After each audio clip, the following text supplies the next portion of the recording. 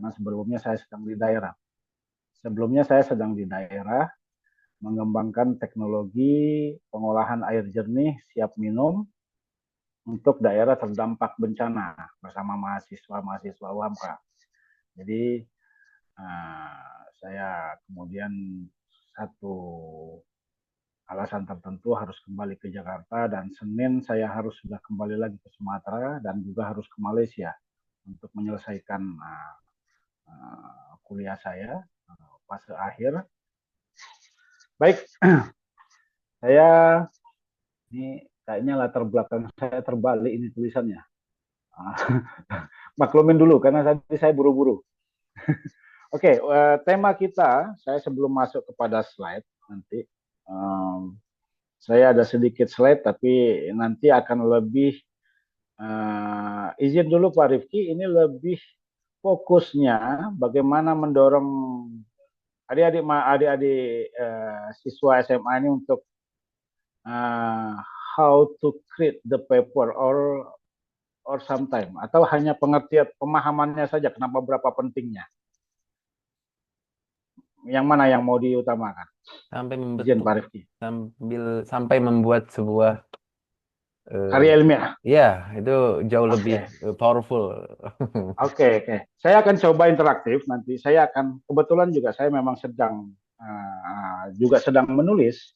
Jadi enaknya lebih enak kalau terlalu saya ini orang sains, orang teknik, tidak bisa terlalu banyak NATO, no action talk only itu saya tak pandai. Jadi saya akan langsung contohkan saja nantinya ya, bagaimana membuat introduction, bagaimana membuat perumusan masalah, bagaimana menyusun atau mengutip sesuatu, dan bagaimana kita sekarang ini harusnya adik-adik siswa sekalian itu diuntungkan dengan adanya AI. Nah, manfaatkanlah AI ini semaksimal mungkin, tapi juga harus ada kaidah-kaidah batasan-batasannya yang nanti bisa kita coba ya. Oke. Saya coba share screen dulu ya. Mana share?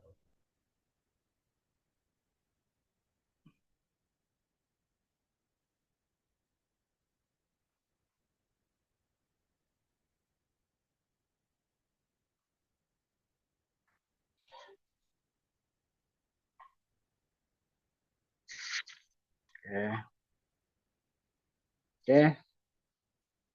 Judul kita urgensitas riset di dunia akademik menengah. Kalau judulnya ini terkesan seperti kita pengen berbicara dengan guru, tapi kita sederhanakan saja. Seberapa penting sih riset bagi anak-anak SMA, bagi kalian anak-anak SMA? Ini saya coba turunkan bahasa saya. Seberapa penting sih kita bikin riset di sewaktu kita masih sekolah SMA, sebelum nanti kita masuk kepada fase persiapan diri kita untuk masuk ke perguruan tinggi. Oke. Tadi sudah sedikit dibahas.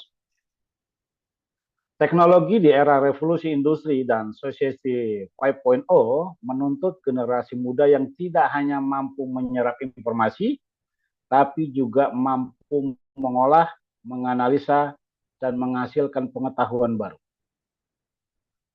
Semua data, baik di sosial media, Instagram, TikTok, YouTube, itu kalau tidak punya daya berpikir kritis atau tidak punya daya analisis, maka akan berdampak kepada misinformasi dan salah penafsiran. Maka mau tidak mau, suka atau tidak suka, bahkan kalau saya bisa pakai kata ini harus Allahumma paksakan, kita paksa, ya, kudu baik, must be, ya, untuk kalian pahami. Tadi sudah disebutkan oleh Pak Rifki bahwa riset bukan hanya sekedar menghasilkan karya ilmiah, tapi keuntungan utama ini adalah bagaimana kita membangun pola pikir kritis, memiliki kemampuan pemecahan masalah, problem solving, menghasilkan kreativitas, dan ini yang paling penting. Ini juga terjadi di universitas. Saya akan berbagi dan hampir di semua universitas, bahkan bukan hampir lagi, semua universitas. Jangan kemudian mengkotak-kotakkan ilmu, ya. Nah, karena suatu fenomena, ini tidak hanya bisa dilihat dari sudut pandang tertentu, maka di dalamnya perlu ada kolaborasi. Itulah kenapa di dalam penulisan jurnal yang dinilai sangat tinggi adalah yang berkolaborasi atau satu dua. Kalau satu orang saja itu cuma cari nama dan menunjukkan kepintaran, nggak penting banget nunjukin kepintaran. Yang kita penting adalah bagaimana kita mampu menjawab permasalahan dengan ide-ide kreatif. Ya. Itulah indikator kualitas sumber daya manusia unggul. Dan harapannya kita bisa menuju Indonesia emas nantinya. Insya Allah.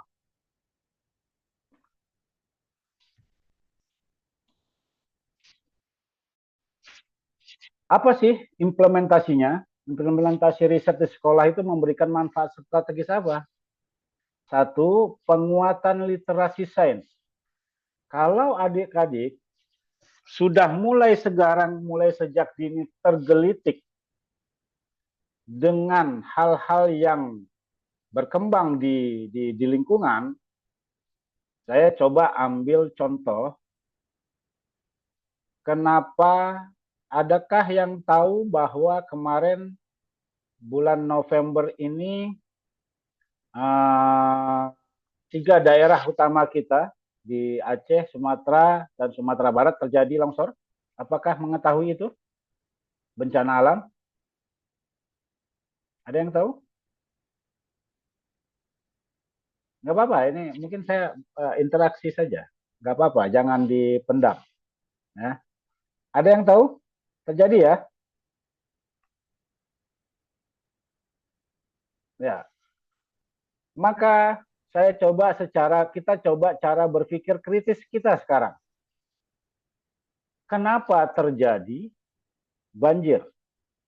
Cara berpikirnya adalah, boleh kita lihat, bisa kita bebaskan, kenapa bencana alam itu terjadi? Karena ada curah hujan yang cukup tinggi. Ya. Jadi tidak hanya sekedar mendengarkan badan meteorologi untuk kemudian mendapatkan informasi tersebut, tapi kita juga harus berpikir, kenapa dia terjadi bencana? Karena ketika curah hujan yang tinggi, daerah-daerah di 3 tempat tersebut tidak memiliki resapan air yang cukup memadai. Dan beralih fungsinya, daerah-daerah yang tadinya menjadi resapan air berubah menjadi daerah yang tidak lagi mampu menahan curah hujan yang cukup tinggi. Lalu, kenapa seperti itu? Bukankah banyak tumbuhan, bahkan sawit pun kata Pak Presiden kita pun juga tumbuh-tumbuhan. Namun, kenapa sawit tidak mampu menahan resapan air? Nah, ini masuk ilmu biologi. Bahwa sawit tidak memiliki akar yang menyebar dan tidak menghujam, tidak memiliki kemudian kemampuan mengikat struktur tanah dan juga tidak memiliki kemampuan untuk menyimpan air. Karena akarnya adalah tunggal. Ya, akar serabut tunggal. Nah, ini tentu kita harus mensiasatinya. Maka dengan data seperti itu kita mulai. Boleh, bisa saja nantinya hal tersebut yang kita jadikan menjadi bahan kajian ilmiah. Sudah dapat belum kita judul kira-kira? Sudah bisa dapat ya? Mungkin bisa jadi nanti kita kasih judul upaya reboisasi yang optimal dan demi menjaga resapan air di daerah dengan ketinggian curah hujan sekian milimeter misalnya. Bisa saja. Itu salah satunya. Kemudian, kalau tadi di sini penguatan literasi sains, maka sebelum masuk kepada judul atau kita membuat sesuatu, kita akan baca dulu, memahami dulu, membaca grafiknya. Bulan apa, kita harus juga masuk memahami itu terjadi bulan November. November ini bisa dikatakan pergerakan cuaca begitu luar biasa, sehingga kita harus memahaminya. Kemudian menganalisa fenomena serta menarik kesimpulan berbasis bukti. Nah, basis bukti ini nantinya yang dihasilkan dituangkan ke dalam satu karya ilmiah, baik itu berupa buku ataupun jurnal yang sifatnya benar-benar hasil observasi dan penelitian. Kemudian yang kedua adalah internalisasi nilai kejujuran akademik. Nah, ini saya riset menanamkan integritas, objektivitas, dan etika ilmiah sejak dini. Saya akan garis bawahi dan sangat mudah. Dan ini banyak saya semprot kepada saya baru di dosen itu baru 5 tahun. Dan biasanya dosen-dosen, dan saya tidak berorientasi dengan kepangkatan BKD. Itu saya malas melihat para dosen memikirkan jafung-jafung nggak penting itu bagi saya. Bukan berarti saya marah, bukan berarti saya tidak setuju. Maksud saya, berbuat sajalah, jafung itu hanya efek. Gitu. Ketika kita sudah buat yang bagus, maka efeknya pasti bagus. Ya, saya ingin tekankan kepada adik-adik semua, menjadi akademisi itu, baik dia menjadi siswa, menjadi guru, menjadi peneliti, menjadi profesor, salah itu boleh, salah diperbolehkan.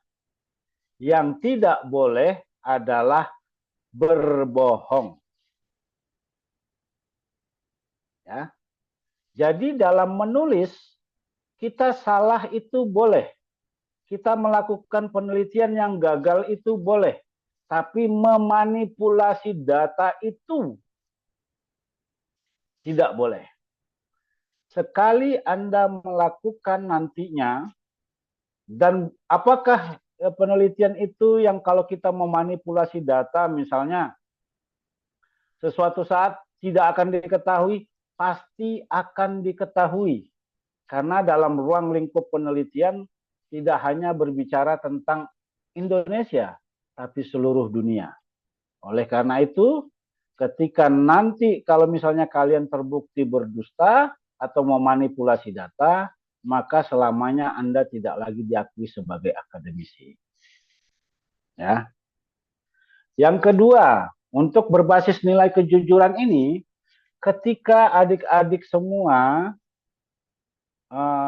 akan menulis, memulai sesuatu, itu biasanya kan membaca dulu literaturnya. Pastikan yang dikutip adalah memang benar-benar yang menjadi literatur. Jangan mengandalkan semata-mata ChatGPT. Belum tentu ChatGPT itu ngasih kalimat yang benar-benar disitasi. Jadi kalau boleh nggak pakai ChatGPT? Boleh. Lalu gimana buat membuat ChatGPT benar? Nanti saya ajarin. Agar ChatGPT itu tidak membohongi kita. Ya. Jadi kalau ChatGPT ini kalau nggak diomelin dia ngebohongin kita, gitu ya. Jadi gimana caranya? Jadi kita cerdaskan dulu dia, gitu ya. Dan ini sejalan karena ini juga bulan Ramadan, bahwa mayoritas mungkin mudah-mudahan mayoritas Muslim, dan dalam mensitasi ini sebenarnya orang Barat belajar dari orang Islam. Bahkan Islamlah yang pertama kali membuat satu sistem sekuler, cendekia. Jadi kalau kalian buka, nanti rujukan kalian minimal adalah Google Scholar. Nanti atau apa namanya, kalau yang sudah ini ya Elsevier atau Web of Science, Springer, itu menjadi rujukan kalian. Tapi semua bisa dilihat di Scholar, tapi kalau tidak bisa di-download, tentu yang punya akun yang bisa mendownload. Ya. Kenapa tadi saya bilang Islam itu memiliki literatur yang tinggi? Jadi contoh ambil, jadi kalau ada penceramah membaca suatu hadis tanpa belum dia menyebutkan rujukannya, dia sudah gagal sebagai rujukan. Jadi sebelum dibacakan dia harus menyebutkan dulu. Bagaimana bunyinya biasanya di dalam Islam? Sebelum suatu hadis dibunyikan, maka dia berkata Ibni Abbas radhiyallahu an, dari Ibnu Abbas radhiyallahu an, qala Rasulullah sallallahu alaihi wasallam. Berkata Rasulullah, baru sebutkan bunyi hadisnya. Persis seperti itulah cara mengutip. Ya. Yang ketiga, peningkatan daya saing sekolah. Ya, daya saing ini sangat bagus dalam pandangan saya, tapi bukan berarti dalam menciptakan satu kompetisi yang negatif. Daya saing adalah untuk menstimulus semua peran, semua fungsi yang ada di sekolah, baik di tingkat guru maupun di tingkatan siswa, untuk kemudian mengembangkan, ya. Dan terutama memang simpelnya begini, kalau SMA, kalau kalian sebelum lulus, ini andai, ini walaupun saya kepada anak saya juga saya tantang nih. Andai kata kalian nanti sebelum tamat SMA punya publikasi di Scopus, itu membuat kampus-kampus lain itu ngiler. Oh, nggak usah Scopus dah, Sinta saja. Tapi kalau bisa Sinta 1, Sinta 2, Sinta 3. Kalau masih tingkat 1, 2, Sinta 5, Sinta 4, oke lah. Gitu. Tapi kalau bisa minimal SMA tuh Sinta 3 udah keren. Ya, Sinta 3 udah keren. Sinta 2, kalau Sinta 1 udah pasti keren. Karena Sinta 1 umumnya diindeks oleh Scopus. Ya, Sinta 1 umumnya diindeks Scopus. Syukur-syukur nanti bisa masuk ke Scopus. Ya, tuh. Jadi kemudian karya ilmiah tidak hanya di jurnal. Nah, ini kalian juga harus bisa mengembangkannya menjadi hak kekayaan intelektual. Bisa berupa hak cipta, bisa berupa desain industri, atau bisa berupa paten. Nah, boleh nggak anak SMA punya paten? Boleh. Yang nggak sekolah aja boleh punya paten. Gitu ya. Boleh punya hak cipta. Hak cipta itu seperti apa? Aransemen lagu itu hak cipta. Puisi itu hak cipta. Poster itu hak cipta. Jadi apapun yang menjadi visualisasi kreativitas itu boleh. Hanya jurnal mungkin untuk saat ini adalah dengan sistem pendidikan Indonesia lebih diutamakan karena itu sebagai satu parameter awal untuk menguji bahwa seseorang itu mampu mencerminkan daya berpikir dan daya analisisnya. Jadi jika ingin mengetahui daya berpikir dan daya analisis itu lewat jurnal, gitu ya. Kemudian yang keempat yaitu persiapan pendidikan tinggi. Nah ini Biasanya di luar sana saya selama di Malaysia berjumpa dengan anak-anak SMA yang pertukaran pelajar ke universitas. Bahkan di Singapura itu pun juga sama. Mereka sudah mulai mengkreasikan satu inovasi, ya, agar mereka memiliki kesiapan untuk bisa menulis proposal.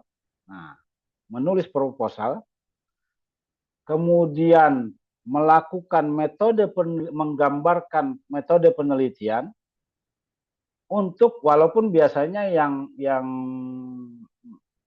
membutuhkan proposal itu adalah biasanya untuk S2 dan S3. Tapi kalau nunggu belajarnya di SMA di perguruan tinggi, kalian telat gitu, ya. Jadi persiapkan dari sekarang. Bahkan juga untuk kemudian kalau sudah bisa, bahkan kalau sekarang itu pentingnya begini. Kalau kalian di S1 nanti punya Scopus Q1 satu saja selama 4 tahun, ini saya kasih bocoran, itu kalian tidak perlu menulis skripsi. Karena sudah ada jalur lulus tanpa skripsi, yaitu dengan publikasi ilmiah. Gitu. Nah, rangkailah dari sekarang, gitu. Ya. Jadi disidangkannya itu sangat sebentar, dan itu nilainya sudah pasti langsung A. Kalau Q1 itu pasti A. Nah, kalau tidak dimulai dari sekarang, agak ribet nantinya, ya. Dan kalau secara umumnya buat teman-teman semua, adik-adik mahasiswa, adik-adik siswa, anak-anak SMA nih, menumbuhkan daya saing bangsa. Dengan nanti kalian mempelajari bagaimana suatu kajian ilmiah diciptakan, maka nanti sudah mendekati kalian akan mampu menciptakan satu hal yang berpotensi untuk dikembangkan menjadi produk-produk inovatif. Dan bangsa Indonesia saat ini sangat menggalakkan inovasi berupa bentuk-bentuk inovasi. Ya. Kenapa bentuk? Karena kita menghadapi persaingan global. Jadi kalau kita tidak bisa membuat inovasi, maka bangsa yang besar ini hanya akan menjadi tempat di mana barang-barang produk luar dikonsumsi secara masif. Jadi, ya kenapa nggak beli buatan anak bangsa, karya anak bangsa yang diciptakan dengan luar biasa dan mampu bersaing hingga keluar. Ya, intinya seperti itu. Ya. Nanti kalau pertanyaan mendalamnya, saya coba jabarkan nanti.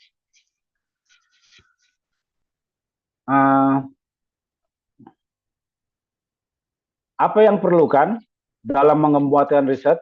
Jadi program penguatan riset dirancang sebagai intervensi sistematik. Jadi memang ini kita, mungkin Pak Rifki, kita mengintegrasikan metode ilmiah dalam kegiatan intrakurikuler dan ekstrakurikuler. Ini menstimulus adik-adik semua untuk bisa mulailah mungkin menyusun proposal penelitian sederhana, terus melatih teknik pengumpulan data analisis, dan mengembangkan keterampilan presentasi ilmiah. Jadi ketika kita sudah menulis, nantinya ujung-ujungnya pasti kita harus suruh memaparkan. Ya. Nah ini perlu, makanya saya bilang ini tidak hanya sekedar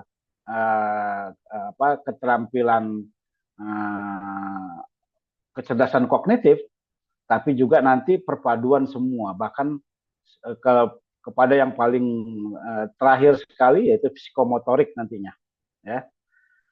Apa yang harus diharapkan outputnya? Bisa saja nanti proposal penelitian siswa, laporan penelitian, karya ilmiah siap lomba.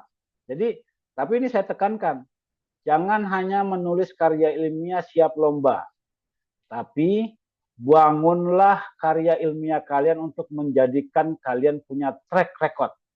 Jadi nanti kalau kalian buka Google Scholar, itu kemudian sudah ada nama kalian gitulah. Nah, itu akan memudahkan kampus-kampus di luar sana merekrut kalian nantinya.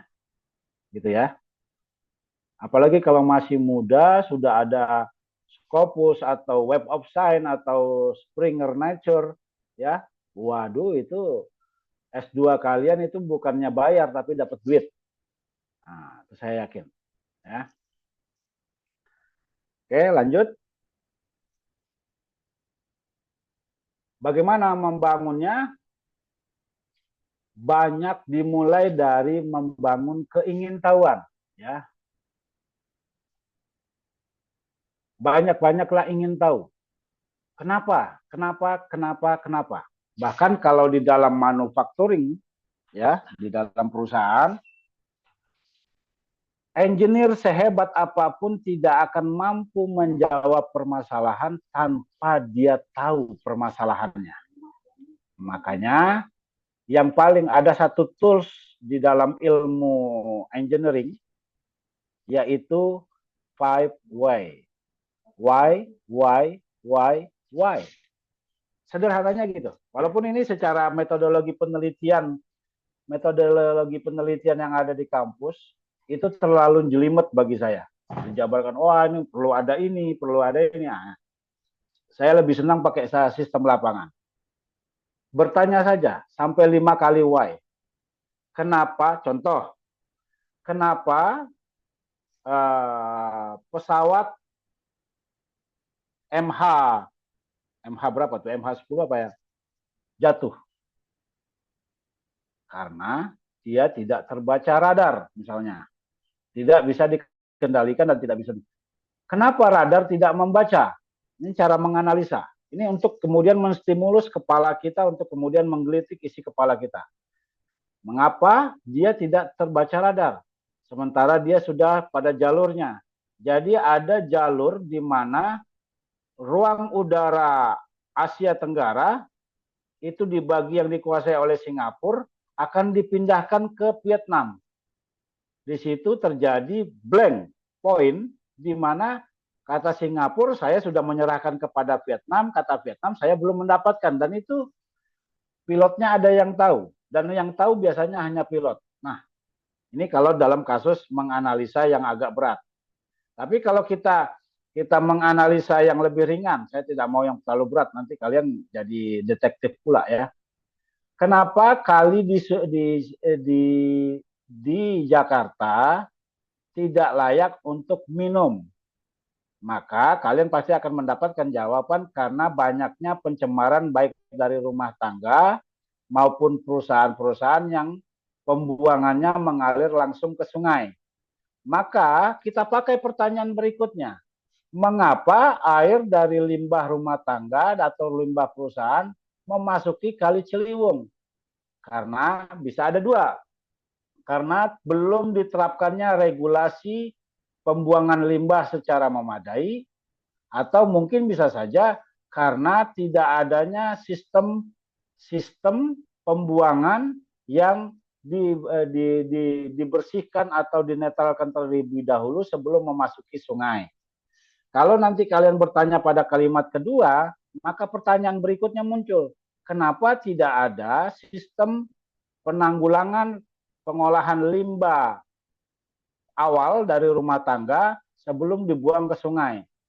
Maka akan terjawab karena misalnya belum ada teknologi yang relevan bisa digunakan. Kenapa belum ada teknologinya? Jadi tanya terus. Nanti kalian akan mendapatkan satu dari yang sifatnya umum akan mengkerucut. Nah, itulah nanti yang jadi tema riset yang biasanya memiliki nilai yang sangat tinggi untuk dilombakan atau untuk ditampilkan menjadi jurnal. Dan biasanya jurnalnya akan mudah diterima kalau sudah mulai lebih spesifik. Nah, cara menspesifikkan tema judul itu pakai 5 why. Why. Ya. Oke, saya coba langsung kepada yang di sini. Ini tadi dasar metode ilmiah, identifikasi masalah. Identifikasi fenomena. Mengamati apa yang terjadi baik di alam, sosial, maupun di sistem teknis. Tahapannya seperti apa? Mengamati kejadian. Ya. Kemudian mengumpulkan data awal. Data awal itu apa yang kalian lihat, ya, bukan apa yang kalian dengar. Ingat ya, apa yang kalian lihat, dengar itu adalah fase awal, tapi dia bukan data. Tapi yang dilihat, diamati, makanya itulah data awal. Kemudian kumpulkan, kemudian pisah-pisahkan mana yang datanya sifatnya bukti, mana yang sifatnya datanya adalah analisis. Dipisah dulu. Baru kemudian mendeskripsikan karakteristiknya, menentukan penyebabnya. Nanti menentukan penyebabnya bisa berdasarkan referensi. Baru merumuskan permasalahan. Ya. Baru nanti perumuskan permasalahan itu ada observasi awal, ada fakta empiris. Nanti kalau kalian bisa lihat di sini ada dari beberapa, tadi kalau saya bilang pakai YY, dari beberapa pengamatan, data dan segala macam itu mengkerucut ke bawah. Persis kayak apa namanya, ini yang mengkerucut ke bawah ini kalau bahasa ilmiahnya apa nih? Corong ya. Corong, nah ini dia akan lebih tajam nantinya untuk melakukan analisa. Lalu rumuskan masalah. Maka setelah tahu data-datanya, perumusan masalah adalah menyusun pertanyaan penelitian secara jelas, terfokus, dan terukur berdasarkan fenomena yang telah diidentifikasi. Tadi yang fenomena tadi, tapi tidak boleh juga kemudian terlalu semuanya kita pengen jawab. Jangan. Kalau semuanya pengen jawab, nanti jurnal kita itu mekar lagi. Nanti pusing sendiri. Fokus saja. Pertanyaannya pun spesifik. Yaitu perumusan masalah berfungsi untuk menentukan arah penelitian, membatasi ruang lingkup kajian, menjadi dasar tujuan dan hipotesis, dan metode untuk atau cara untuk menentukan metode apa yang akan kita gunakan. Lagi-lagi dia harus spesifik, terukur, berbasis fenomena, relevan dengan gap penelitian. Nah, ini gap. Nanti yang paling gampang adalah cari dulu gap penelitian. Ya, gapnya apa? Ya, jadi kalau kalian menulis itu, kalau kalian bisa mendapatkan gap, kemungkinan itu akan diterima accepted di jurnal atau menang sangat tinggi. Jadi gap adalah kunci, ya, agar dia tidak banyak oh ini kayaknya udah umum nih gitu. Nah, contoh, ini hanya contoh. Kebetulan saya sedang melakukan penelitian pemanfaatan minyak jelantah. Jadi minyak jelantah ini waste cooking oil. Itu bahwa untuk dirubah menjadi busa poliuretan, busa foam, busa poliuretan ini penelitian terkait saya. Kalau peningkatan kandungan WCO atau kandungannya WCO akan menyebabkan kompresi strength, daya tekannya dan menurun dan juga ketidakseragaman sel struktur. Maka perumusan masalahnya adalah agar kita bisa menyusunnya jadi metodologi jadi gampang, maka perumusan masalah biasanya bagaimana, ya. Kan rumusan masalah, bagaimana masalah itu kita rumuskan. Pengaruh rasio poliol berbasis waste cooking oil, pengaruh struktur sel, dan bagaimana optimasi parameter foaming. Ini dalam ini. Tapi nanti saya akan coba contohkan dalam versi yang lain yang mungkin kalian punya kasus, ya. Dari dasar tadi, barulah kemudian tersusunlah tujuan penelitian. Maka tujuan penelitian bisa kemudian kita format apabila permasalahannya sudah ada. Ingat, ketika permasalahan kita tahu, maka tujuan kita tahu. Jadi lagi-lagi jangan kemudian tujuannya kita susun dulu tanpa pernah menjabarkan permasalahan. Tidak akan pernah ketemu tujuan artinya, menumuskan tujuannya. Ya. Tujuan umum saja sudah cukup. Ini hanya contoh yang saya paparkan. Baru nanti boleh bikin hipotesa. Bedanya apa kalau yang tadi tujuan penelitian yang di sini, ya? Tak tahu nih saya diinterupsi. Saya diinterupsi karenanya 17.10 ya. Ya, terserah. Nah, jadi kalau tujuan umum, ya, terus saya blank saya tuh kan, tadi interupsi. Jadi sebelum menyusun tujuan penelitian, ya, tadi harus ditekankan adalah permasalahannya harus kita dapatkan. Nah, saya untuk biar nggak panjang dan cuman sampai 17.10 ya, saya coba buka langsung contohnya saja ya Pak Rifki ya, biar anak-anak mungkin bisa mudah mengerti barangkali. Mohon izin. Boleh ya? Contohnya boleh, Pak. Boleh ya? Ya, saya stop share dulu. Dia kalau Saya coba share di sini bentar. Share.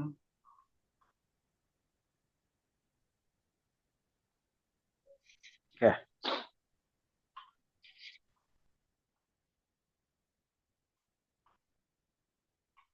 Apakah ini terlihat atau kurang besar? Kalau kurang besar nanti saya besarkan. Izin Pak, kurang besar. Sudah?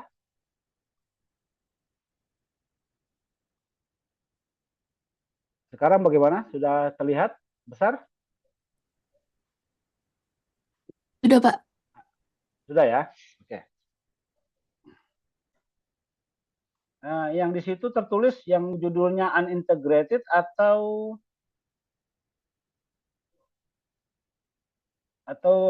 yang mana? Unintegrated ya yang tertulis di situ. Betul atau tidak? Ini abstrak Pak. Iya, itu abstrak. Judul daripada jurnalnya tersebut yang saya tulis apa judulnya di situ? Saya pengen lihat yang mana.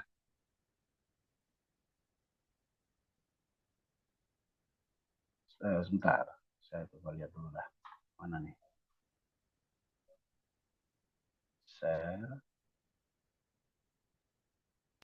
Pak, izin mungkin bisa bantu ditunjuk dengan kursornya supaya kita bisa baca bareng-bareng dari mana. Nah ini a comprehensive. Oh ini ya. Yang saya blok kelihatan nggak? Oh, Tidak Pak, sorry. kita stuck di Tidak ya? abstrak. Tetap di abstrak ya. Oke. Sebentar, saya kebanyakan buka ini nih. Saya stop share dulu. Saya coba share lagi. Ininya saya besarkan dulu.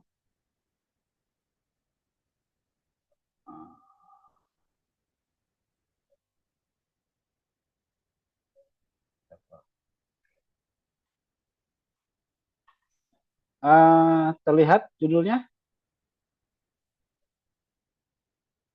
Terlihat Pak. Bisa sebutkan apa supaya saya pas dengan apa yang saya ini? Apakah judulnya Unintegrated Process Intensification Device? Betul? Iya. Oke. Ya. Ini saya ingin menjelaskan suatu proses intensifikasi dalam memproduksi busa pluriautan. Lupakan dulu abstraknya, lupakan nama-nama dan judul. Saya pengen masuk ke sini. mudah-mudahan saya pun tidak lancar berbahasa Inggris, tapi kita pengen melihat cara menulisnya lebih efektif ya. Gitu. Kalau masalah menulis bahasa Inggris nanti boleh ChatGPT lebih pinter daripada kita. Ya. Kenapa Bapak pakai ini? Karena kalau kita pakai bahasa Inggris yang bagus nanti marah Ratu Elizabeth sama kita atau Raja Inggris sekarang King Charles. No, kidding ya. Jadi di mana yang penting? Kalau ini kalimat yang kursor ini kelihatan kursor saya? Kursor saya kalau bergerak kelihatan nggak ya? Misalnya saya sedang memblok kelihatan? Sudah, Pak. Kelihatan ya? Oke. Maka dimulai dari dalam menulis dimulai dari yang paling corongnya ke atas dulu. Jadi secara general dulu. Ya, secara general. Kemudian bagaimana kemudian kita membandingkan sesuatu yang sifatnya kita pengen melahirkan sesuatu. Kalau saya geser ke atas, kita pengen meng-highlight ini, meng-highlight sesuatu inovasi. Ada beberapa inovasi di sini, ada high shear mixer, ada ultrasonic, ada irradiation, dan ada vakum. Ini orang kimia, fisika harusnya paham, anak-anak nih. Ya, kalian tidak usah ribetkan alatnya kayak gimana, nggak usah. Kalian coba berpikir ini shear mixing, ini vakum, yang kalian tahu saja. Dan yang kemudian di sini ada konvensional. Ya, setelah ini saya ada menulis konvensional reaktor. Ini adalah sesuatu yang sudah umum artinya. Ya. Ya. Kelemahannya untuk membuatnya dia kemudian kita bantah atau kita kalahkan, maka carilah yang jelek dari teknologi konvensional ini. Alasannya. Nah, cara menulis itu yang gampang gitu. Kalau kita kemudian contoh yang paling gampang misalnya ya, nelayan kita selalu kalah dengan nelayan-nelayan Cina. Kenapa? Karena kita nangkep ikan, ya, sudahlah pakai lampu petromak kalau malam-malam. Yang kedua, tidak ada sistem untuk membekukan, bahkan untuk kemudian menjaganya tetap awet sampai pagi, sampai dia ketika menjual.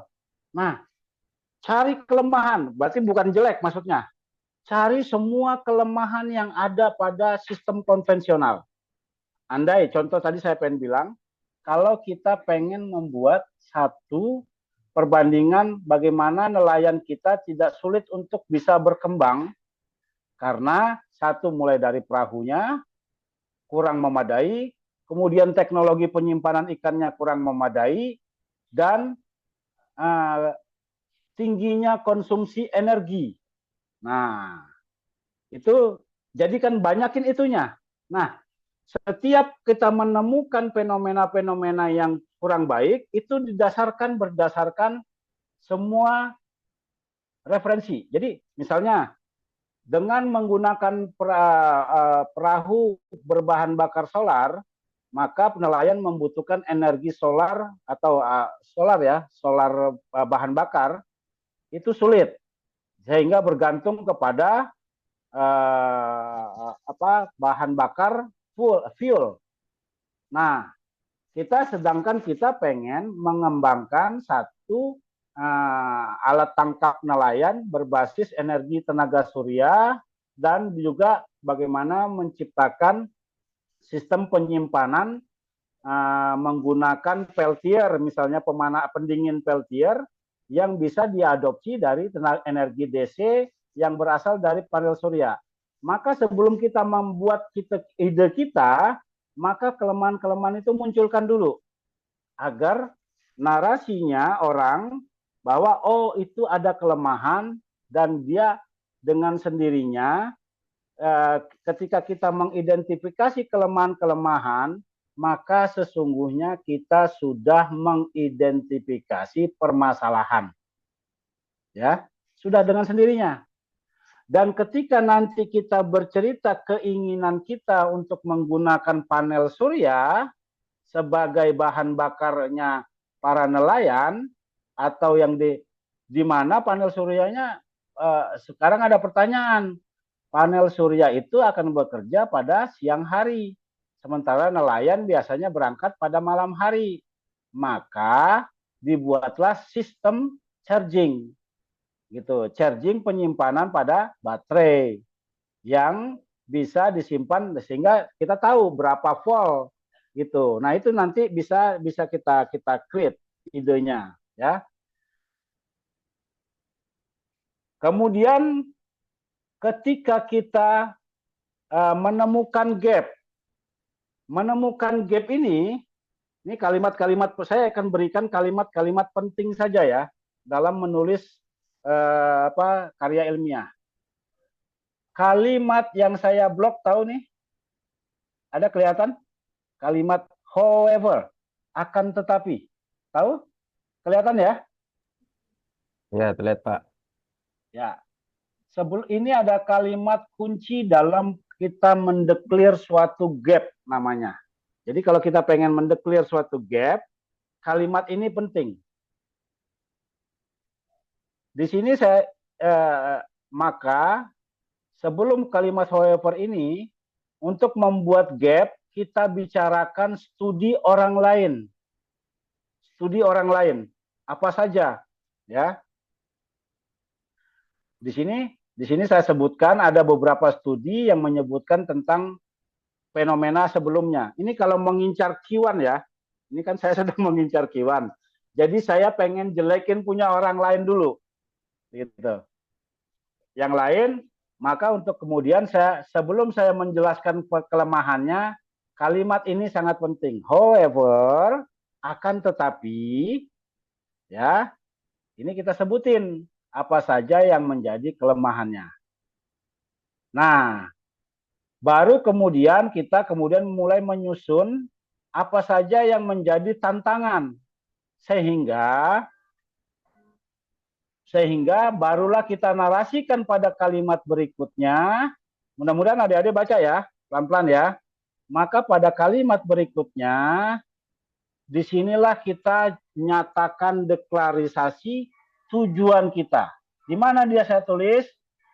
The present work focus on the design and performance evaluation of an integrated high shear ultrasonics. Itulah declaration daripada tujuan daripada penulisan karya ilmiah ini. Gitu, ya. Kalau sini sudah berhasil kita susun, ya. Di sini ada tulisan the present works, ya. Duh, coba ini kan. The present work. Aduh, bentar. Oke. Maka kalau kita bisa lihat, ini ada high shear, ultrasonic, vakum reaktor. Inilah tahapan secara tidak langsung dia sudah mulai bertahap-tahap.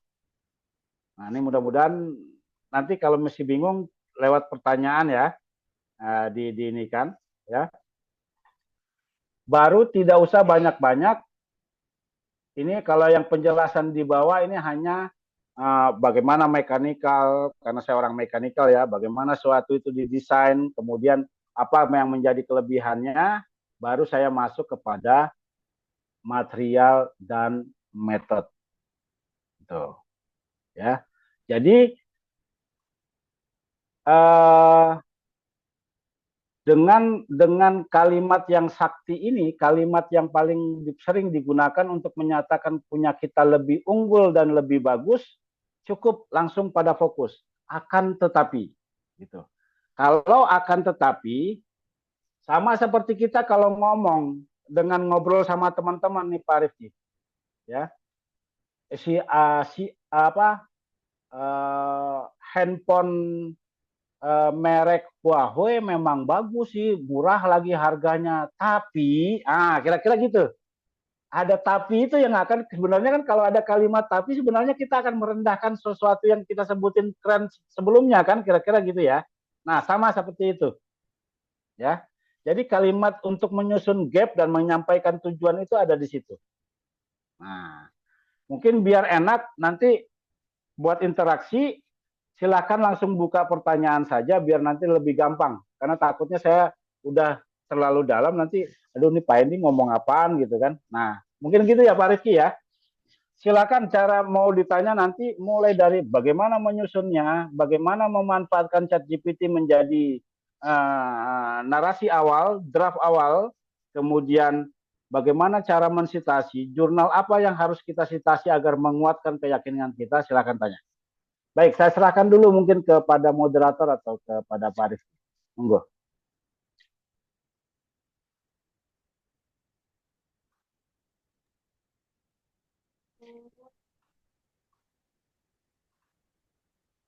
Oke, MC bisa ambil alih dulu. Ya, silakan monggo MC. Karena pemaparan materi sudah diberikan oleh Bapak Hendi Sareto, terima kasih atas pemaparan materinya yang sangat inspiratif dan membuka wawasan kita semua. Bagi teman-teman yang ingin bertanya, silakan menggunakan fitur raise hand atau langsung unmute. Mohon menyebutkan nama dan juga pertanyaan secara jelas. Terima kasih.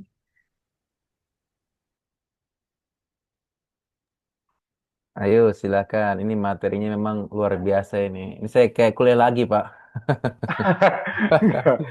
Ini tapi menarik benar. Hal-hal yang dulu saya pelajari kembali di warming up. Wah, iya benar. Iya, iya. Dan ini penting buat emang dalam menulis. Ini udah lama sekali saya. Ya, mungkin anak-anak barangkali, wah ini berat banget materinya. Ya, wajar, wajar ya. Karena itu silakan kalau ada yang mau ditanyakan, ya tidak apa-apa ya. Oke, Saya akan Amira, coba jawab sederhana nanti. ya Nah, silakan. silakan. Ya, Bapak saya izin bertanya, perkenalkan, nama saya Ya, Amira. ya. Tadi kan Bapak itu sempat bahas soal gap penelitian ya.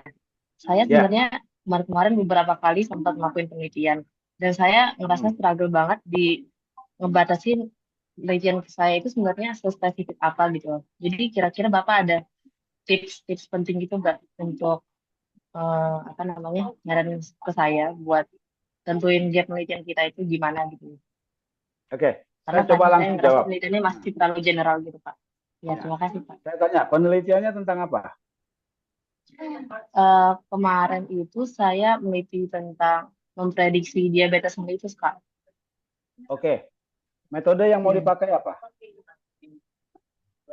Kemarin saya kuantitatif. Nah, maksud Metode saya bisa? kuantitatif itu kan H0, H1 ya. Iya.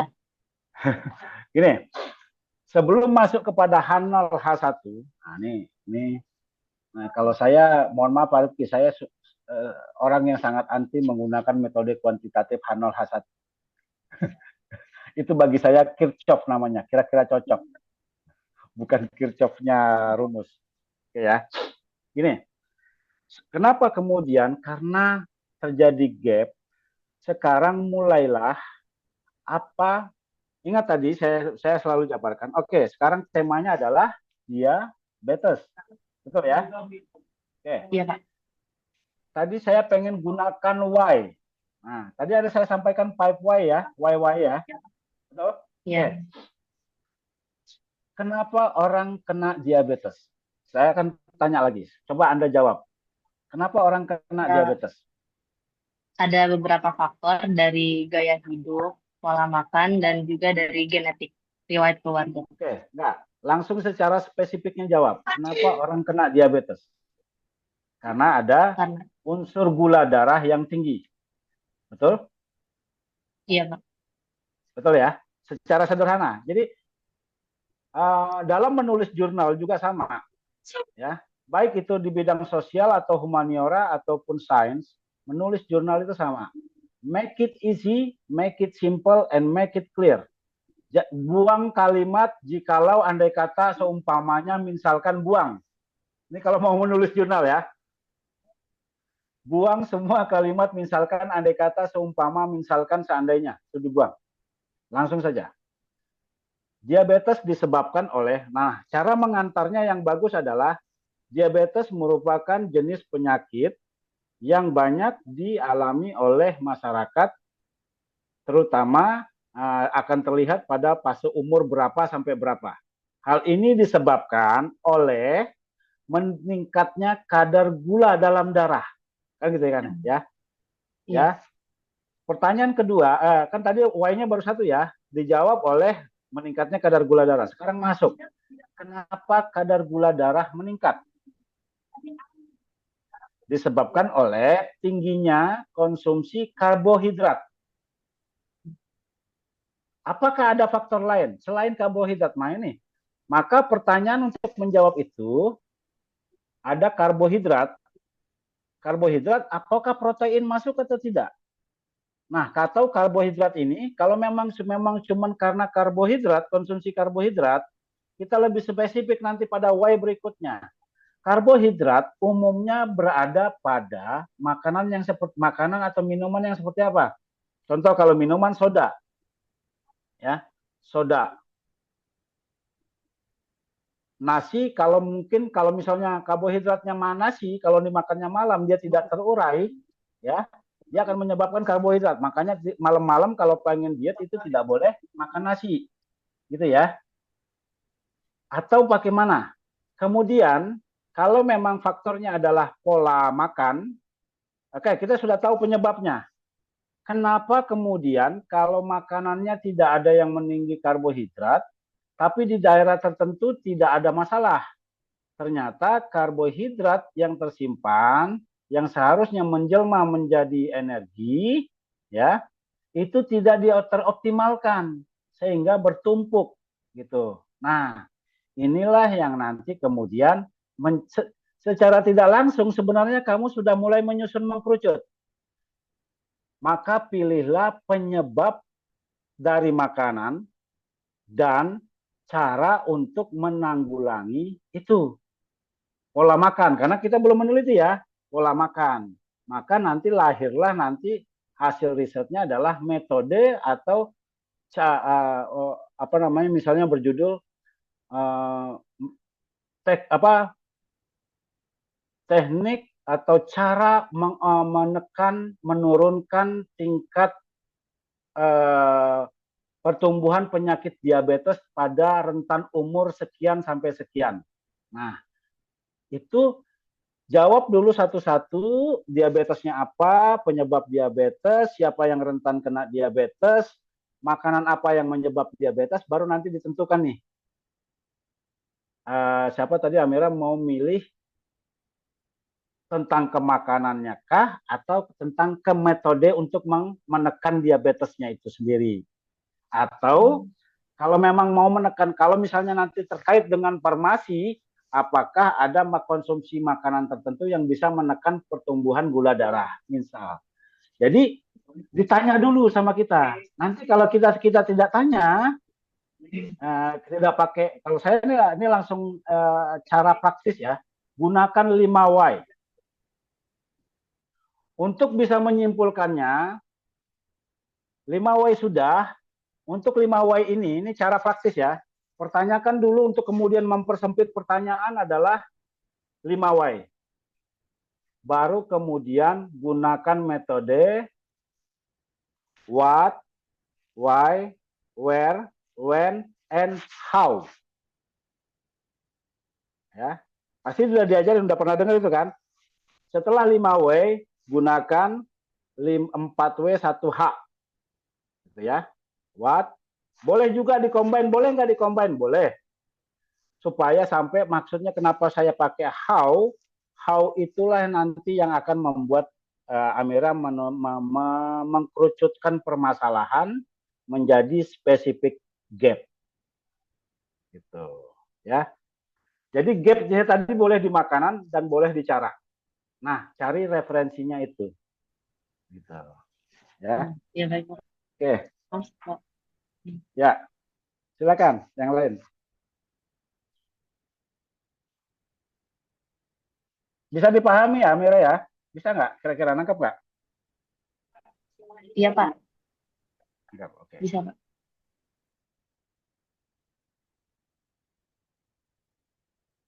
Ada yang lain mau ditanyakan? Oke, Pak, sambil nunggu mungkin ada yang mau bertanya. Saya coba nyambung sedikit karena saya biasa Siap, membimbing siap. anak-anak opsi juga, Pak.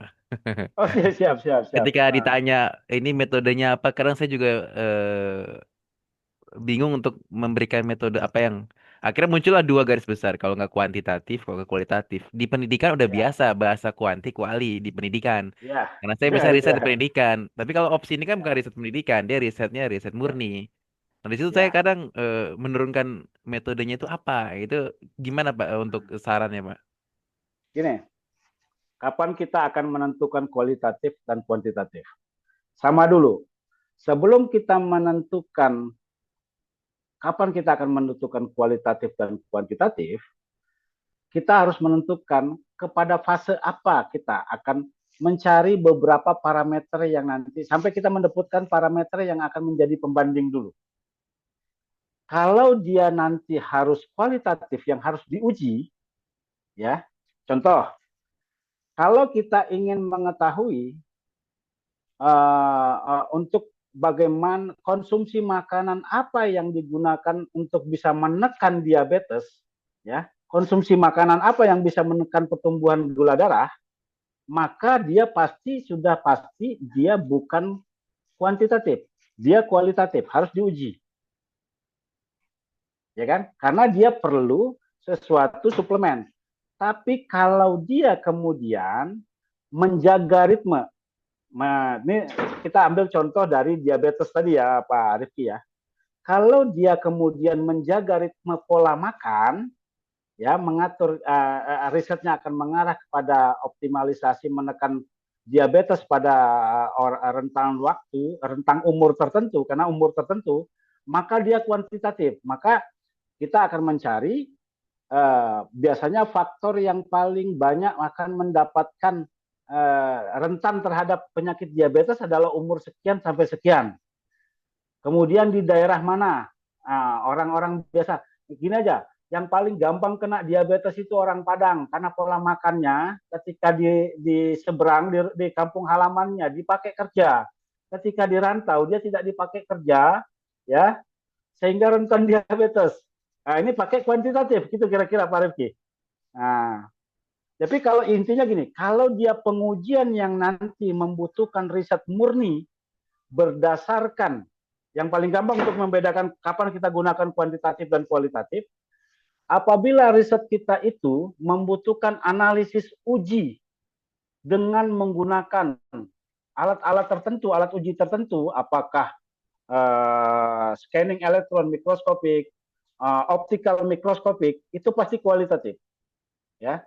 Tapi kalau dia kemudian membandingkan suatu fenomena berdasarkan umur, itu pasti kuantitatif.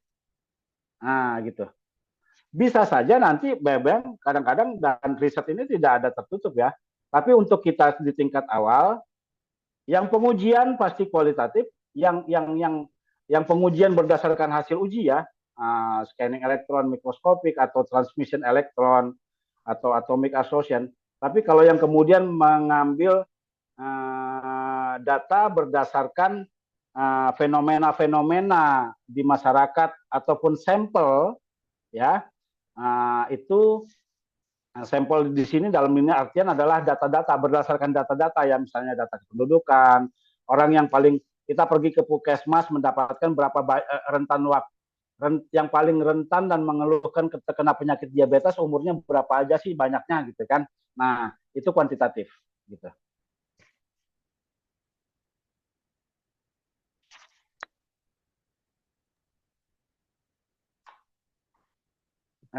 Kadang bisa Mau ini di ya Pak masih di ya. mood.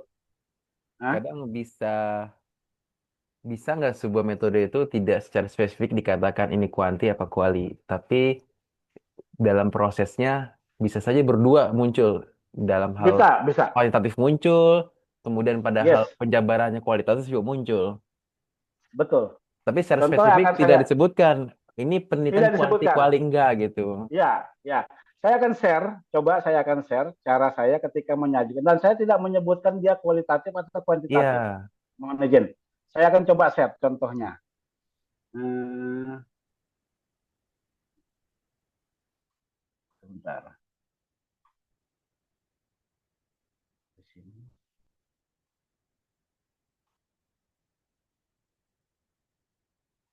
Ini bukan, sorry, stop share. Saya coba downloadkan dulu sebentar Pak Rifki. Itu di situ ada kuantitatif dan kualitatif, tapi saya tidak sebutkan itu kuantitatif atau kualitatif. Sebentar, saya downloadkan dulu dari sumbernya. Iya Pak, siap. Ini kayak lagi kuliah sama dosen saya nih Pak. Wah, enggak lah. Ini kita berbagi sambil berbagi. Siap.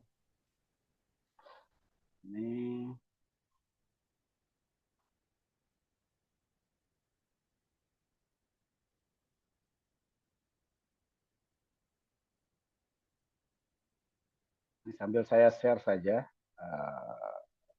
Saya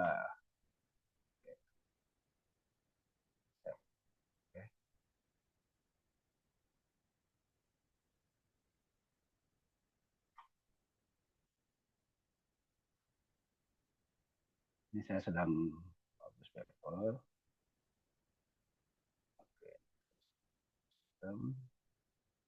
Ini saya download. Oke. Terlihat hasil downloadannya? Sudah terlihat. Oke.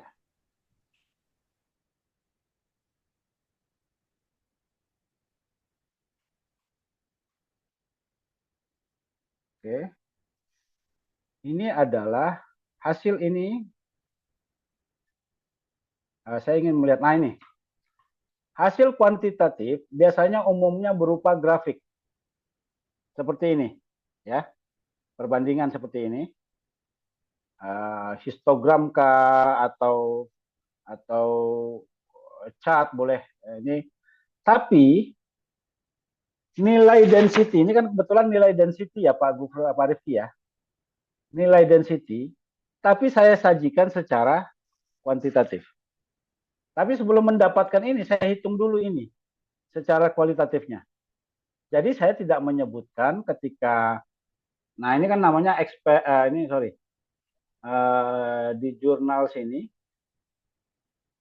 Nah ini the experimental method, saya tidak sebutkan. Saya hanya menyebutkan fase-fase tahapannya itu. Apa yang akan, jadi saya tidak menyebutkan kuantitatif, saya sebutkan benar-benar apa yang dilakukan. Ya, preparationnya seperti apa, saya sebutkan saja alurnya. Jadi lebih aman, gitu, lebih aman, ya. Terus apa yang kita lakukan, misalnya kita mencampurnya seperti apa, anak-anak pun boleh. Misalnya dia mengamati, foto saja. Misalnya air keruh, terus kita melakukan uji pH air, Pak Rifki, kepada sungai-sungai tertentu, kemudian kandungan kemurniannya, TDS-nya berapa, itu boleh, foto saja. Nah itu, tapi caranya itu kita sebutkan, caranya untuk tidak bisa, apakah kita, supaya kita tidak terjebak dengan kualitatif dan kuantitatif, tidak perlu disebut kualitatif kuantitatif, tapi sebut saja, untuk menguji kejernihan air dan pH air digunakan alat A. Gitu. Nanti kemudian kita pengen membandingkan perbandingan nilai ini kita uji dirumuskan dalam tabel. Jangan kita bilang kuantitatifnya dulu, tapi data-data hasil pengujian di beberapa lokasi terhadap kualitas air di Jakarta dari berbagai kecamatan yang ada, kami himpun dalam satu tabel, nanti baru tabelnya itu boleh dijadikan grafik. Nah, itu. Gitu kira-kira Pak Arif. Nah, Jadi untuk jangan ini Pak, mau bertanya lagi sembari ngeliat ini. Setelah ya, kita menentukan metode atau cara kerja, kalau dalam ya, bahasa pendidikan, kan saya memang S1 S2-nya kan pendidikan, Pak. Itu ya, ya, biasanya ya, kita dalam bahasa pendidikan tuh ada namanya uji validitas, uji reliabilitas, itu kita ya. sampaikan.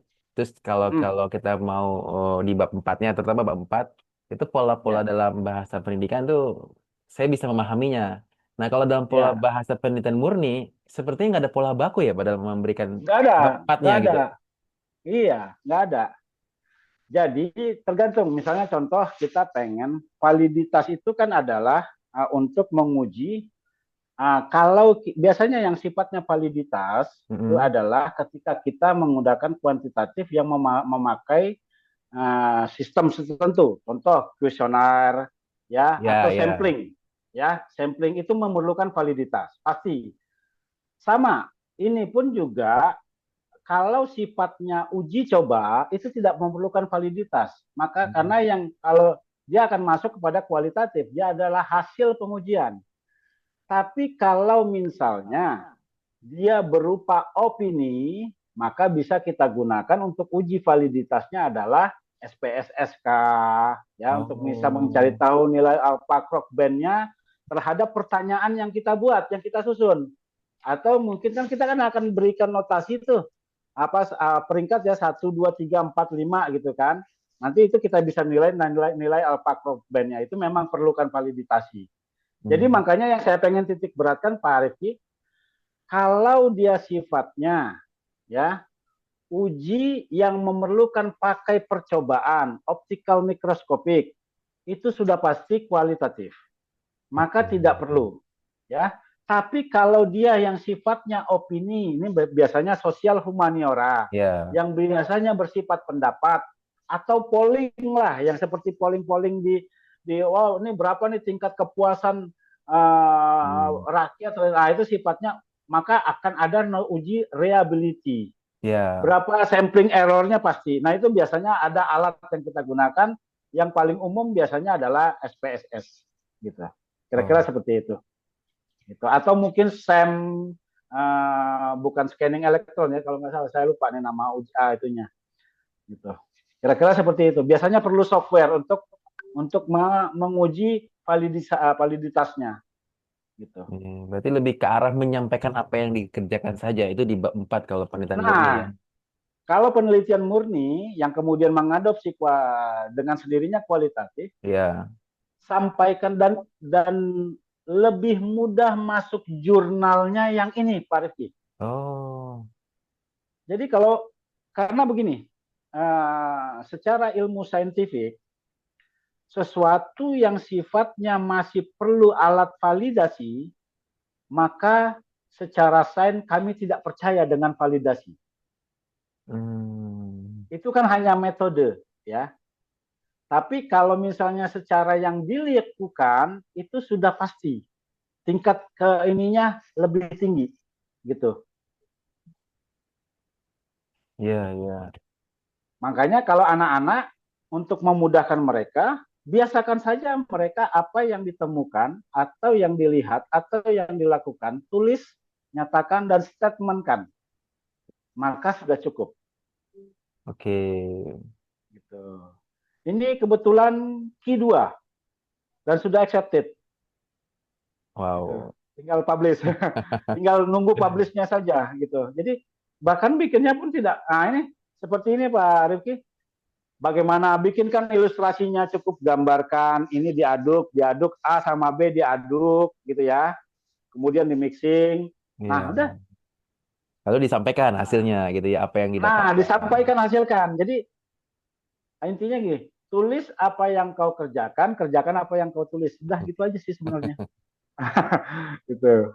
Nah, kalau ini kan masalah penyajian saja. Ini saya bilang tadi, ini dari beberapa dibikin ini. Kalau ini uji validasinya nanti kalau secara yang kayak gini, hasil dari kayak gini, uji validitasnya cukup pakai trend line. Trennya seperti apa dari Excel gitu. Sudah cukup. Maka dengan trend line akan ketahuan reliability-nya berapa, akan ketahuan kan. Gitu. Dan apa yang dikerjakan yang disampaikan di bab 4 ini atau yang dikerjakan itu sebelumnya sudah ditulis di bab 3 ya. Betul, sudah. Dan buat berurut. Nah, kalau misalnya kita bisa lihat, saya akan melakukan the experimental method. Saya akan bikin seperti apa, publication-nya seperti apa, sintesis. Saya bikin di sini sintesis pathway sama dengan konvensional proses. Maka yang akan saya tampilkan juga konvensional dulu, baru nanti sesuatu yang advance, gitu. Nah, itu secara berurutan, menjawabnya juga secara berurutan. Ketika menjawabnya secara berurutan mudah, maka membuat kesimpulannya akan mudah. Gitu. Nah, kuncinya di bab 3 berarti ya. Kalau kuncinya di bab 3 kalau metode, tapi untuk menyusun semuanya itu ada kuncinya memang di bagaimana kita membuat sesuatu yang general menjadi kerucut Oh iya. Gap tadi, gap. Ya. Di sini saya nyatakan kalau di sini yang kebetulan accepted ini gapnya ada di sini. Ini introduction, ya. Ini kalimatnya ada di sini sangat singkat. Green polyurethane fluorine focus using natural based chemical help make fuel less rendah toksik dan lebih environmental friendly. Ingat tadi untuk menyatakan suatu gap kalimatnya adalah however. Ya. Akan tetapi pembuatan poliuretan menggunakan vegetable oil, minyak dari tumbuhan, masih memiliki kelemahan berupa viskositas tertentu dan have high viscosity, viskositasnya tinggi dan hanya memiliki secondary hydroxyl groups. Baru kemudian, ini kan kelemahannya semua ya, dan ini akan kemudian saya tegaskan, this issue limit the mechanical performance of the PU foam. Ini akan menyebabkan ini menjadi kurang bagus. Maka masuk langsung kepada tujuan kita, Pak. Di sini sudah ada gap-nya, di sini sudah masuk tujuannya. Oke. Gitu, sederhananya. Ini adik-adik, mudah-mudahan ini ngerti ya. Menarik ini. Oke, terima kasih Pak. Mungkin ada anak-anak yang mau bertanya, silakan. Ya, silakan. Ini saya stop share dulu.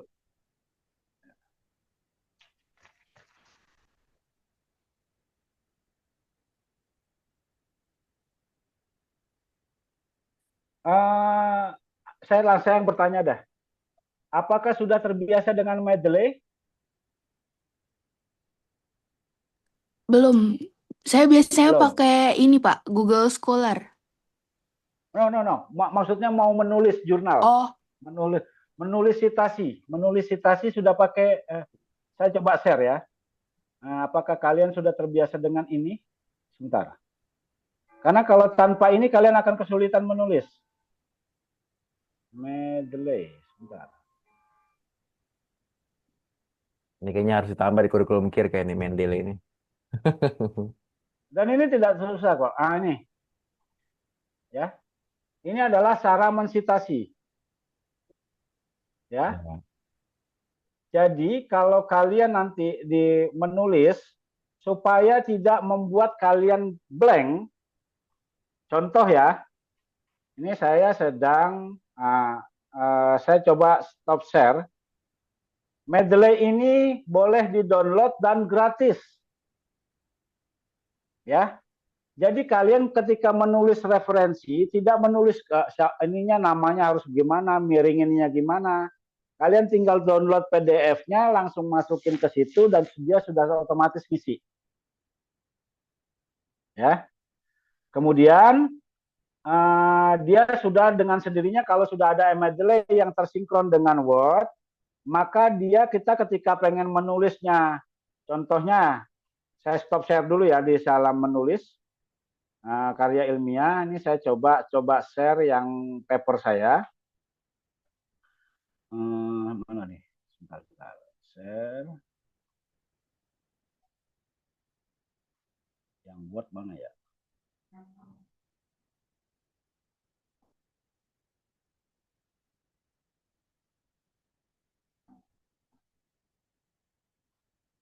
Oke. Ini sudah kelihatan ya? Yang ini kelihatan? Sudah. Nah, saya pengen memberikan ini walaupun papernya ini. Jadi kalau nanti si jurnal, contohnya jurnal, meminta bahwa penulisan referensinya haruslah memakai metode IEEE apa atau stylenya macam-macam, maka kalian tidak perlu susah-susah. Langsung saja contohnya, ini kebetulan saya setiap ada referensi saya kasih warna. Ini ya. Sekarang dia ternyata harus nama tulisan. Maka saya tinggal klik seperti ini, saya rubah stylenya menjadi apa? Asia. Nah, ada perbedaan kelihatan? Dia sudah pakai berubah ya. Dan ketika kalian pengen membuat ininya, referensinya juga di bawah, kan di referensi di bawah, itunya juga berubah. Dia tidak angka lagi, sudah langsung gitu. Nah, ini pun juga berguna. Misalnya kita sudah selesai mengetik, ini contohnya saya sudah selesai, saya pengen mensitasi, saya langsung insert citation, saya ingatkan misalnya tentang poliuretan, saya klik poliuretan, maka di sini saya pengen pilih yang judulnya apa. Nah, tinggal pilih saja, maka referensinya sudah langsung masuk. Nah ini. Jadi kalau tidak pakai Mendeley, Anda akan terlalu lama membuat jurnal dan itu membuat jenuh. Nah ini biasanya juga yang dialami oleh dosen. Tapi tenang, tidak semua dosen juga bisa menggunakan Mendeley. Jadi kalau kalian belum bisa, no problem. Tapi kalau sekarang kalian bisa, lebih membuat kalian akan punya semangat untuk menulis. Nah, kira-kira gitu Pak Rifki. Ya. Setuju, Pak, setuju. Ini, ya. Ini mengingat juga akan waktu sedikit lagi, saya akan kasih yang paling disukai anak-anak, ChatGPT. Nah, Ya. Ini biar kalian apa namanya? Wah, kalau mengarang indah itu mesti ke kamar mandi dulu terus nongkrong gitu menghayal nggak dapat nantinya. Caranya gimana? Nah, gunakan saja ChatGPT. Tadi saya masih ingat Amira berbicara tentang diabetes ya. Ya. Bikin seperti ini, saya coba share dulu mana ini saya. karena memang ChatGPT itu boleh ya sekarang dalam dunia riset. Oh boleh, boleh. Yang tidak boleh adalah kita bergantung terus kepada dia, mempercaya dia. Dia Berarti harus kita cerdaskan. ada batas-batasan kali ya, Pak, yang menggunakan ChatGPT itu. Iya, Oke. dia harus kita cerdaskan dulu. Oh, Artinya bisa harus ya. kita validasi. Ya, dia bisa kita cerdaskan. Oke, nah Bahkan nih. kalau misalnya kita, sebentar, saya mana Word saya ya, dokumen, advance, screen. Karena kita kan buntu ya nemuin kata-kata. ChatGPT itu ChatGPT itu boleh mengawali gitu. mengawali, ya. Mana nih?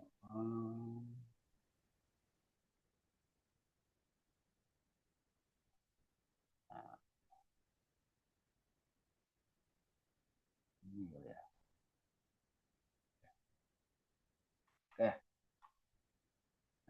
Saya coba buka.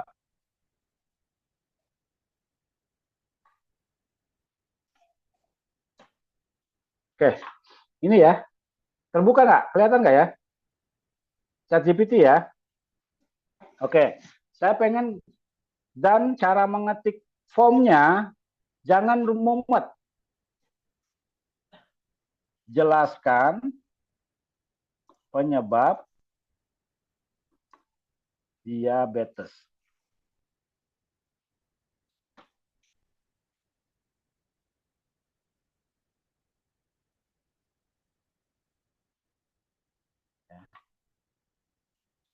Ini dia akan ChatGPT, kebetulan ChatGPT saya sudah berbayar. Jadi dia pasti akan kasih gambar gitu. Nah, kita akan dikasih kayak gini, penyebab utama, kemudian ini, kemudian pola. Nah, agar membuatnya, kita kemudian minta dia narasikan menjadi bentuk paragraf.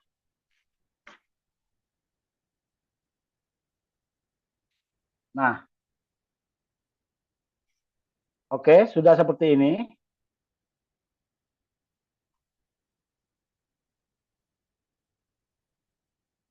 Lalu, setelah kita dapatkan ini, berikan referensi berdasarkan jurnal Scopus yang benar-benar ditambah benar-benar telah terbit.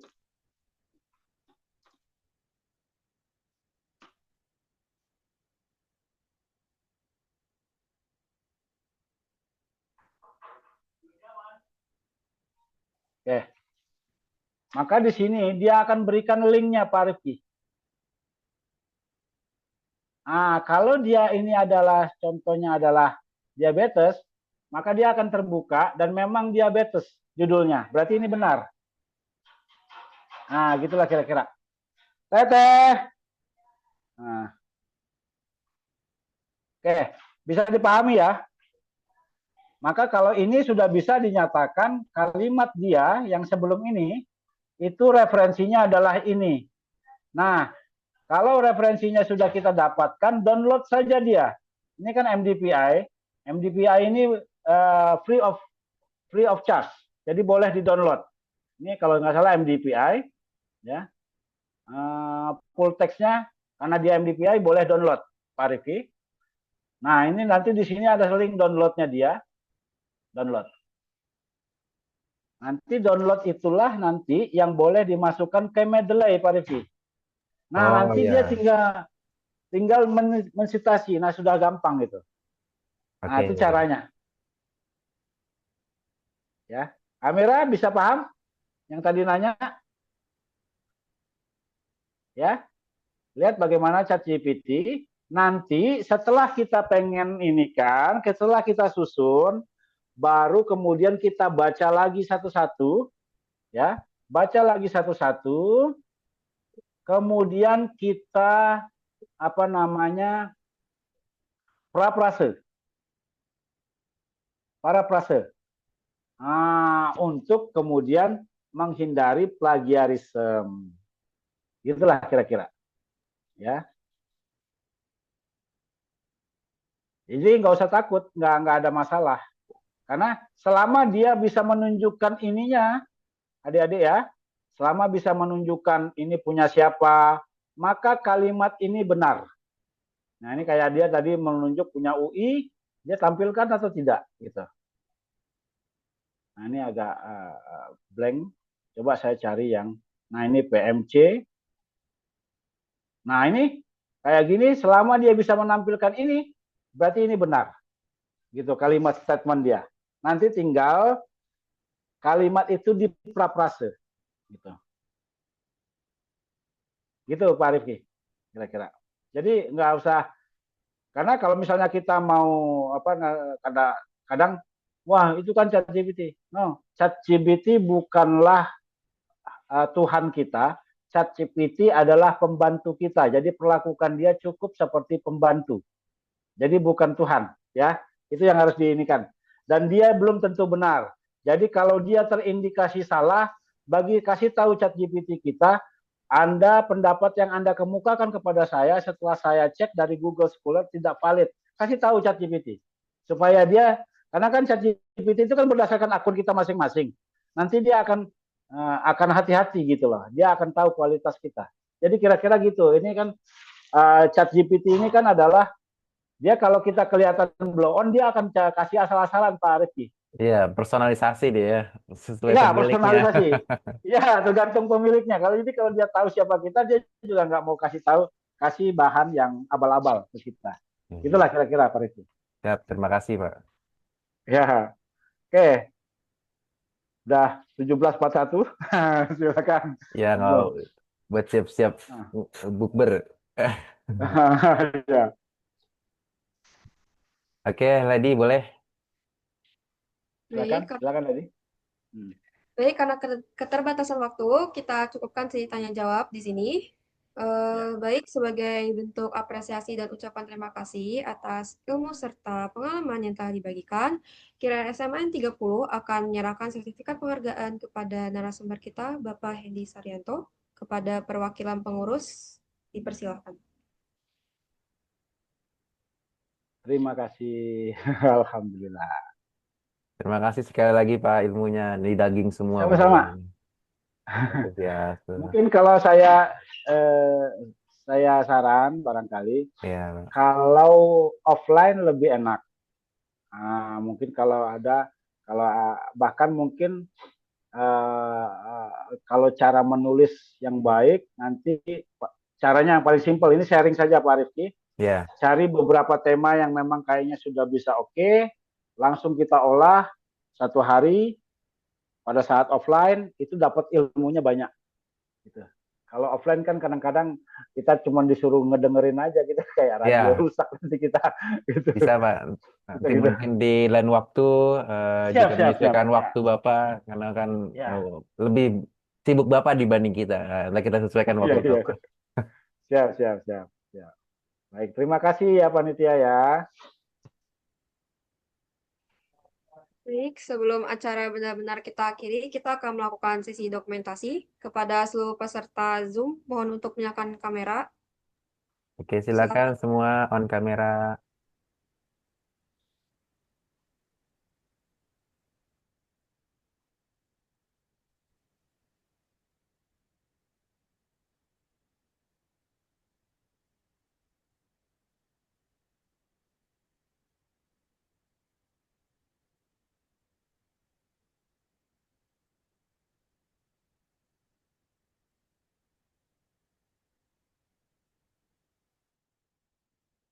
Oke teman-teman, kita dokumentasi. Saya hitung ya. 3, 2, 1.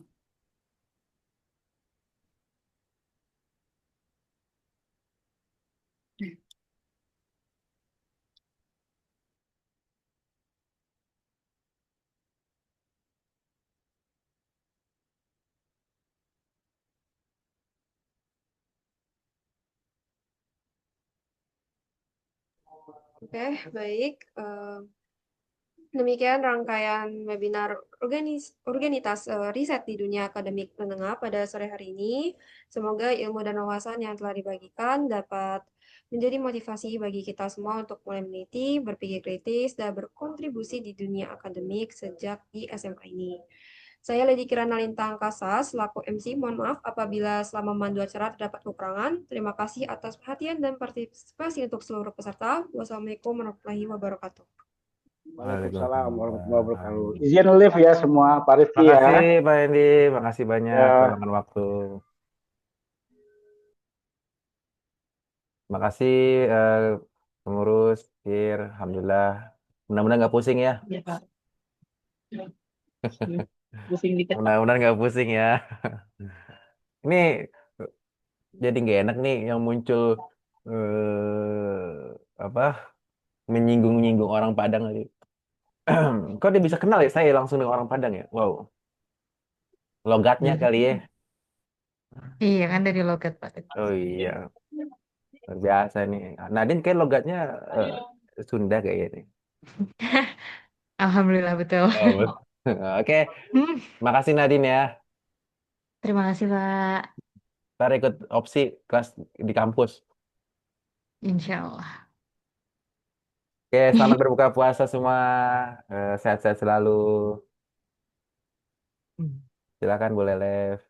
Ya, terima kasih Pak. Terima kasih Pak. Semoga Makasih, berkenan ya Pak. dengan saya. Ya, makasih. Assalamualaikum. Waalaikumsalam. Terima kasih semua.